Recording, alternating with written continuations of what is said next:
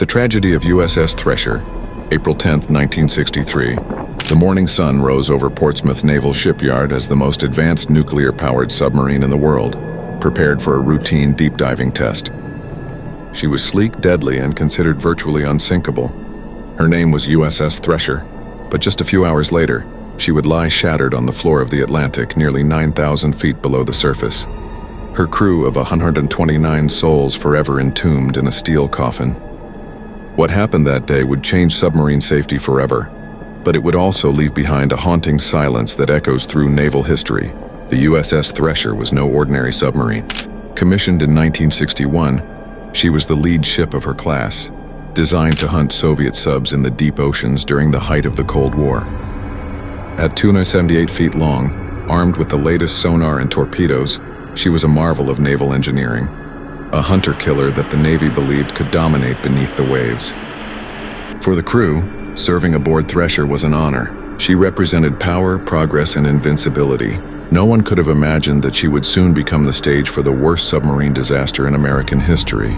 April 10, 1963 was supposed to be routine.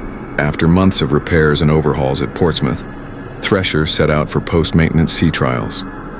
Aboard her were 112 Navy personnel and 17 civilian engineers, all eager to test her systems at extreme depths.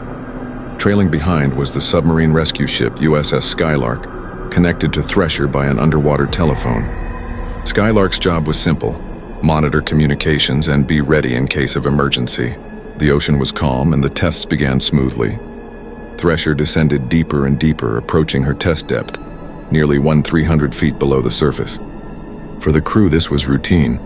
They had done it before. But then something went terribly wrong. At 9:13 a.m., Skylark received a faint transmission from Thresher. The words were garbled, barely understandable through static, but fragments came through. Experiencing minor difficulties. Have positive up angle. Attempting to blow. To the trained ears of Skylark's crew, this was chilling. Blowing meant forcing high-pressure air into the ballast tanks to surface.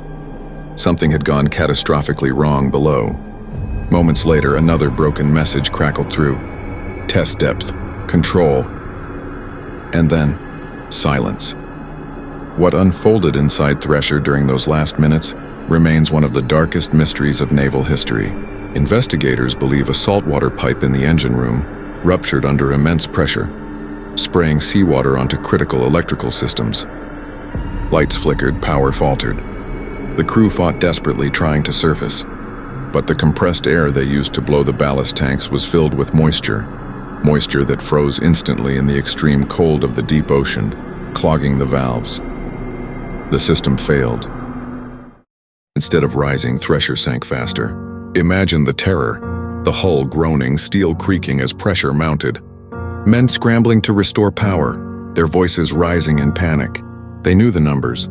Every foot deeper meant less chance of survival. At around 2,400 feet, the hull could no longer withstand the crushing force. And then in less than a second it was over. The hull imploded violently, collapsing inward at the speed of sound. Death was instantaneous. Lives were lost in a flash of unimaginable force. The Navy immediately launched search efforts.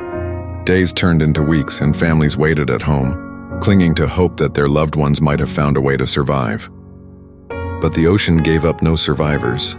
Finally, using deep-sea cameras, investigators located the wreckage scattered across the seafloor, 8,400 feet down. Thresher had been torn into thousands of pieces, the twisted remains of a once mighty submarine lying silent in the darkness.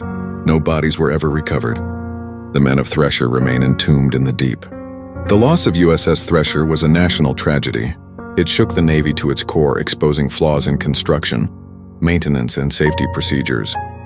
How could the most advanced submarine in the world fail so catastrophically on a routine test?